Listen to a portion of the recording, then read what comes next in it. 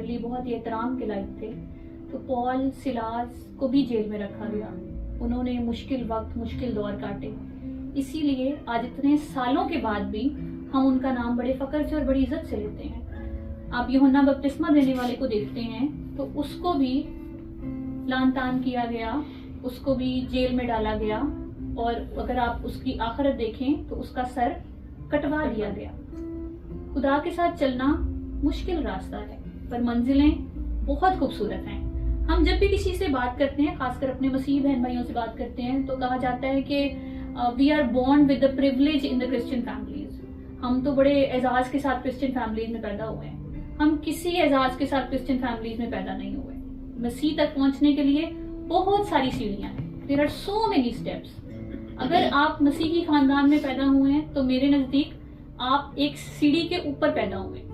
जब हम छोटे होते हैं तो हमें समझ नहीं आती कि हमने नर्सिंग में जाना है, हमने इंजीनियरिंग में जाना है, हमने फार्मासिस्ट बनना है, हमने टीचर बनना है। हमें ढूंढना पड़ता है, हमें स्ट्रगल करनी पड़ती है। पर अगर आपकी फैमिली एक नर्स है, आपकी माँ एक डॉक्टर है, तो आपको पता है कि आपने पैदा ही डॉक्टरों के खानदान में होना है, आपने बनना ही डॉक्टर है। ऐसा ही है। तो जब आप क्रिश्चियन फैमिलीज में पैदा होते हैं तो आप उस सोच के साथ पैदा होते हैं कि आप मसीह को जानते हैं, आपको पता है मसीह कहाँ है। पर ऐसा नहीं है कि अगर आप पैदा हुए हैं, आप दुआ करते हैं, आप हर हफ्ते चर्च जाते हैं, तो आपके पास सब कुछ है। See if I will ask you, मैं आंखें बंद करके आप सबसे पूछती हूँ, आप में से कौन कौन है जो बाबर कर रहा है? देखें, सबने हाथ खड़े किए होंगे ना। हम सब बाबर कर रहे हैं। और जब हम अपनी ब्लेसिंग्स को काउंट करते हैं तो कलाम में लिखा है कि तुझे मैं वफादार औलाद दूंगा। हम औलाद को बरकत मांगते हैं, हम गाड़ियों को बरकत मांगते हैं, हम अपने रुपए पैसे को बरकत मांगते हैं। और बेशक ये बरकतें हैं क्योंकि खुदा ने कलाम में इन चीजों का वादा किया है और उसने हमें दी हैं। पर मेरे नजदीक ये बरकतें आपको इसलिए मिली हैं क्योंकि वो आपसे प्यार करता है। He loves you। और आपकी मोहब्बत इतनी नहीं है कि आप अगर वो हिसाब करने बैठे तो हम उसके उस पैमाने में पूरे आए कि वो हमें बरकत दे। हम तो थोड़ा सा कुछ कर देते हैं और वो पिघल जाता है और वो हमें बरकतें देना शुरू कर देता है। पर कलाम में लिखा है कि अपना माल वहां जमा कर जहां ना दीमक खाती है ना कीड़ा लगता है। हमारे पास गाड़ी है, आप कुवैत में बैठे हैं, कुवैती दिनार इस टाइम दुनिया में सबसे ऊंचा है। जो सुन रहे होंगे वो यूएसए में बैठे होंगे, डॉलर गिरे तो पूरी मार्केट करप्ट हो जाती है। आपके पास पाउंड्स होंगे, आपके पास दिनार होंगे, जहां कोई नहीं जा सकता वहां घूम के आए होंगे। You people are counting it as a blessing. पर जब आप मर जाएंगे तो ये दिनार, ये डॉलर, ये पाउंड, ये गाड़ियां, ये औलाद, सब कुछ यहाँ रह जाएगी। जहां उसने कहा कि अपना माल जमा कर, आस्क योरसेल्फ कि आपने वहां जाने के लिए क्या जमा किया। खुदा के साथ चलना उतना ही मुश्किल है। जब आप चलेंगे, जब आप खुद को मारेंगे, तो वो चीजें हैं जो आप जमा करेंगे और अपने साथ लेके जाएंगे। जब हम तरक्की पा जाते हैं, हम जिंदगी में आगे बढ़ जाते हैं, खुदा हमें कामयाब करता है, तो हम अपने पेरेंट्स की स्ट्रगल्स को याद करते हैं, है ना आसिफ भाई? हम याद करते हैं कि हमारे पेरेंट्स कितने हमारे लिए उन्होंने स्ट्रगल किया था। तो जब इसी तरह आप खुदा को अपना बाप मानेंगे और आप पीछे मुड़ के देखेंगे कि खुदा ने जब इंसान को बनाया, जमीन को बनाया, और उसने इसराइल के साथ कितनी स्ट्रगल की। वो बुड़बुड़ाती थी, वो कंप्लेन्स करती थी, खुदा ने उनको खाना मुहैया किया, खुदा उनको निकाल के लाया, खुदा ने उनके लिए जंगें लड़ी, खुदा ने उनको जमीन दी। और फिर भी आप देखेंगे कि इंसान कितना नाशुक्रा था। वो इसराइल नहीं थी, वो इंसान था जो नाशुक्रा था। और हम आज भी नाशुक्रे हैं क्योंकि जब हम जिंदगी में मुश्किलात को देखते हैं, जब हम तकलीफों को देखते हैं, तो हम बुड़बुड़ाना शुरू कर देते हैं। 2 साल होने वाले हैं, वीजा नहीं मिला, I am struggling for my family, तो हम बुड़बुड़ाना शुरू कर देते हैं। हन्ना ने 7 साल उसकी बरकत का इंतजार किया। She must be tired, you must be tired. तो जब खुदा के साथ चलते हैं मेरे अजीजों, तो रास्ते इतने आसान नहीं होते। इज़ाया की किताब में लिखा है कि वो तुझे तेरे नाम से पुकारेगा। तो मैं इमेजिन करती हूँ कि जब वो आसमान से आएगा अपने लश्कर के साथ, तो वो ये नहीं कहेगा कि ये वाली हिस्सा इधर को आ जाए, ये वाला हिस्सा इधर को आ जाए। वो कहेगा कि ऐना मेरी बेटी मेरे साथ चल। तो ये वो कमाया हुआ वक्त है जो आपने उसके साथ कमाया है। When you work with the Lord, जिंदगी में बहुत सारी मुश्किलें आती हैं। बहुत छोटे छोटे थे हम, मेरी एक बहुत अच्छी फ्रेंड थी, उसके फादर की डेथ हो गई when they were very young। माँ कमाती नहीं थी, रिलेशनशिप्स वाले उनको पालते थे और वो बहुतों से बहुत अच्छे स्टेटस पे पालते थे, मतलब उनके पास सब कुछ था, पर वो जो एक पेरेंट्स का होल्ड होता है ना, वो नहीं था। तो वो अपने पेरेंट्स को बहुत मिस करते थे और एक वक्त आया उसके भाई ने चर्च जाना छोड़ दिया। जिंदगी में जो मुश्किलें आती हैं, बीमारियां आती हैं, तकलीफें आती हैं, फाइनेंशियल क्राइसिस आते हैं, मुश्किल वक्त आता है, तो हम खुदा का हाथ छोड़ना शुरू कर देते हैं। हम तंग आ जाते हैं, हम कहते हैं कि या खुदाया what is happening in my life. पर आप इमेजिन करें कि जब आपने 50 दफा उसका हाथ छोड़ा तो उसने आपको कभी ना छोड़ा। अगर उसने आपसे आपके माँ बाप ले लिए, that is a very very tough thing to say. अगर उसने आपसे आपके माँ बाप ले लिए तो उसी ने दिए थे। अगर उसने आपसे आपकी औलाद ले ली तो उसी ने दी थी। अगर उसने आपको पैसा नहीं दिया तो उसने पैसे के बगैर भी आपको खुश रखा। Life with God was never easy. अगर आप अपनी जिंदगी में खड़े रहते हैं और डटे रहते हैं तो एक वक्त आएगा कि खुदा आपको संभालेगा। हम पहला पत्रस उसके 5 बाब उसकी 8 आयत से पढ़ते हैं।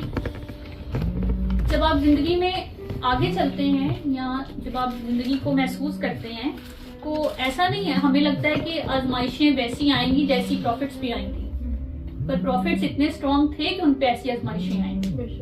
मैं और आप इतने स्ट्रॉन्ग शायद नहीं है अभी तक कि हम पे ऐसी आजमाइशें आए, इसलिए हम छोटी छोटी आजमाइशों में पड़ते हैं। हम पढ़ेंगे पहला, अगर आप अपनी जिंदगी में खड़े रहते हैं और डटे रहते हैं तो एक वक्त आएगा कि खुदा आपको संभालेगा। हम पहला पत्रस उसके 5 बाब उसकी 8 आयत से पढ़ते हैं। जब आप जिंदगी में आगे चलते हैं या जब आप जिंदगी को महसूस करते हैं तो ऐसा नहीं है, हमें लगता है कि आजमाइशें वैसी आएंगी जैसी प्रॉफिट्स भी आई थी, पर प्रॉफिट्स इतने स्ट्रॉन्ग थे कि उन पे ऐसी आजमाइशें आएंगी। मैं और आप इतने स्ट्रॉन्ग शायद नहीं है अभी तक कि हम पे ऐसी आजमाइशें आए, इसलिए हम छोटी छोटी आजमाइशों में पड़ते हैं। हम पढ़ेंगे पहला पत्रस उसका 5 बाब उसकी 8 आयत। तुम होशियार और बेदार रहो, तुम्हारा मुखालिफ इब्लीस गरजने वाले शेर बबर की तरह ढूंढता फिरता है कि किसको फाड़ खाए।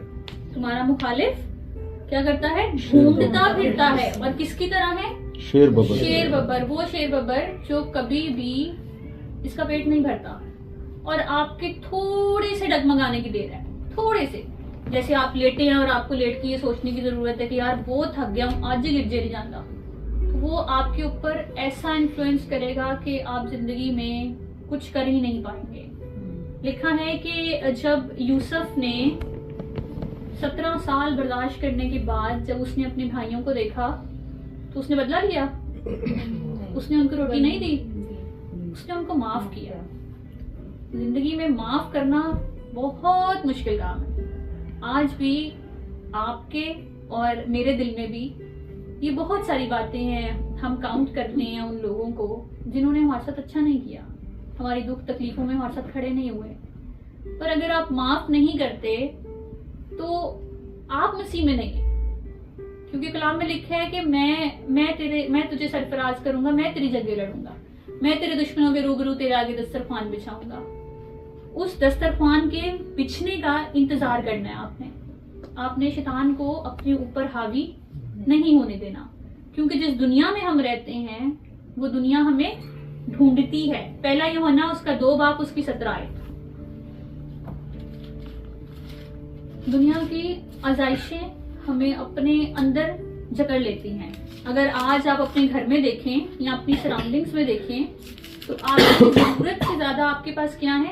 आपकी ख्वाहिशें मौजूद हैं। जब हम एक चीज खरीद लेते हैं तो हमारा दिल क्या करता है कि हम उससे ऊंचा और उससे बेहतर खरीदें। क्या लिखा है? दुनिया और उसकी ख्वाहिश दोनों मिटती जाती हैं, लेकिन जो खुदा की मर्जी पर चलता है वो अब तक कायम रहेगा। जो खुदा की मर्जी पे चलता है, अगर आज ट्रेंड ये है तो कल ट्रेंड बदल जाएगा। अगर आज फैशन ये है तो कल फैशन बदल जाएगा। एक छोटी सी मिसाल मुझे याद है, मैं छोटी थी जब मुझे किसी ने ये बात बताई थी। उस टाइम इतनी अच्छी समझ नहीं आई थी, पर आज दुनिया की ख्वाहिशों में ये बात बड़ी अच्छी समझ आती है। एक गैर कौमी भाई थे, उन्होंने एक लड़के को आते हुए देखा और जैसे ही वो उस बैंक में दाखिल हुआ उन्होंने उससे कहा कि गुड इवनिंग भाई, आप क्रिश्चियन हैं? तो वो लड़का बड़ा शॉक हुआ और उसने कहा कि मतलब मैंने तो अभी तक सलाम भी नहीं किया था, how do you know I am Christian? तो उसने कहा कि आप लोगों की एक पहचान होती है कि आप लोगों के बाल छोटे छोटे होते हैं, आपके कपड़े मुनासिब और साफ सुथरे होते हैं, आपके हाथों में अंगूठियां नहीं होती और आपके हाथों में कड़े नहीं होते और आपके बाल रंग बिरंगे नहीं होते। तो उसने कहा कि मसीहों में इतनी सादगी थी कि वो अपने आप से पहचाने जाते थे। तो लिखा है कि दुनिया और उसकी ख्वाहिशें मर मिट जाती हैं, मुक जाती हैं, ट्रेंड्स चेंज हो जाते हैं, पर जो लोग मसीह में होते हैं वो सारी जिंदगी वैसे ही रहते हैं। एक और वर्ष पढ़ेंगे, रोमियो का खत, उसका 12 बाब, उसकी 2 आयत, और फिर हम आखिरी वर्ष पढ़ेंगे करंथियन चैप्टर 9 उसकी 27 वर्ष। रोमियो का खत, उसका 12 बाब। और इस तरह के हम शक्ल ना बनो, बल्कि अकल नई हो जाने से अपनी सूरत बदलते जाओ, ताकि खुदा की नेक और पसंदीदा और कामिल मर्जी तजर्बा से मालूम करते रहो। तो मेरे अजीजों, जब खुदा आपको नई सूरत देता है तो वक्त है कि आप बदल जाएं, अपने दिल के खतने करें, उससे पूछें कि आप अपनी जिंदगी में क्या कर सकते हैं जो आप उसके कहलाएं। आप उसकी जिंदगी में, आपकी जिंदगी में वो ऐसा क्या करे कि आप उसके साथ चलें। आखिरी आयत पढ़ेंगे, 9 बाब, उसकी 27 आयत।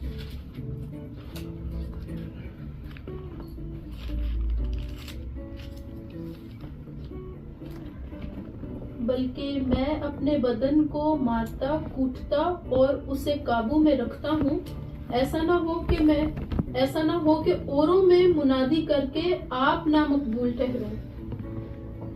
आगे नहीं 10 26 और 27 दोनों पढ़े। 26। बस मैं भी इसी तरह दौड़ता हूँ, यानी बेठिकाना नहीं। मैं इसी तरह मुक्कों से लड़ता हूँ, यानी उसकी मानद नहीं जो हवा को मारता है, बल्कि मैं अपने बदन को मारता कूटता और उसे काबू में रखता हूँ, ऐसा ना हो कि औरों में मुनादी करके आप ना मकबूल ठहरो। कहता है, बस मैं दौड़ता हूँ पर बेठिकाना नहीं। हम बहुत लोगों को देखते हैं, अपने आप को भी देखते हैं। हम सुबह सुबह उठते हैं, दुआ करते हैं, बहुत दुआ करते हैं, हम कलाम भी पढ़ते हैं, पर हमें पता ही नहीं है हमारा ठिकाना कहाँ है। सिर्फ दुआ नहीं करनी, उसको मांगना नहीं है, उससे हिम्मत मांगनी है कि हमें अपने साथ चलने की तौफीक दे, कुव्वत दे। कहता है कि मैं उसका मुकाबला नहीं करता क्योंकि मैं कर भी नहीं सकता, पर मैं अपने जिस्म को काबू में रखता हूँ ताकि मैं उसके साथ चल सकूँ। खुदावंद इस कलाम के वसीला से आपको बरकत दे। इससे पहले कि हम आगे बढ़ें, हम दाऊद भाई से एक गीत सुनेंगे, चले हो तुम खुदा के साथ, रास्ता सुकड़ा है।